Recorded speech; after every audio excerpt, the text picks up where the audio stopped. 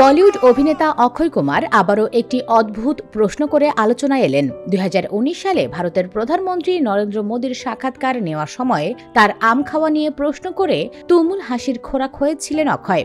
हमारे प्रधानमंत्री आम खाते हैं। সেই আম কাণ্ডের পর এবার তিনি মহারাষ্ট্রের মুখ্যমন্ত্রী দেবেন্দ্র ফড়নবিশকে প্রশ্ন করলেন কমলালেবু নিয়ে। আর এই কমলালেবু কাণ্ডেও ফের ভাইরাল হলেন বলিউডের এই তারকা।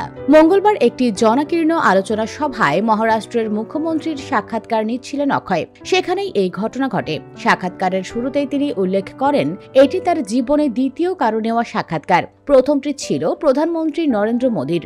এরপরই পুরনো প্রসঙ্গে ফিরে এসে অক্ষয় বলেন, আমি প্রধানমন্ত্রীকে প্রশ্ন করেছিলাম আপনি কিভাবে আম খান।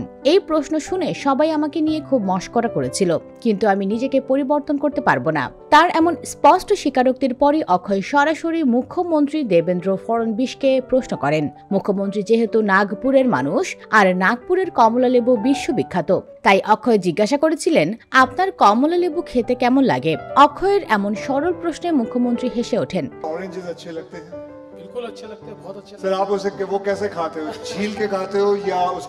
তিনি জানান কমলালেবু তিনি খুবই ভালোবাসেন এবং প্রতিদিন একাধিক লেবু খান।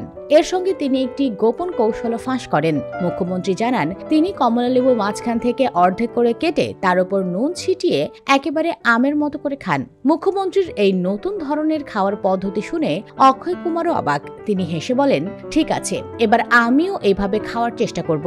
আজ একটা নতুন জিনিস শিখলাম। উল্লেখ্য 2019 সালে নরেন্দ্র মোদীকে অক্ষয় কুমার তার ঘুম এবং আম খাওয়ার মতো ব্যক্তিগত প্রশ্ন করেছিলেন, যা সে সময় রীতিমতো ভাইরাল হয়েছিল এবং প্রচুর মিম তৈরি হয়েছিল। এবার কমলালেবু নিয়ে প্রশ্ন তুলে তিনি যেন নিজেই নিজের পুরনো বিতর্কিত প্রশ্নের পুনরাবৃত্তি করলেন।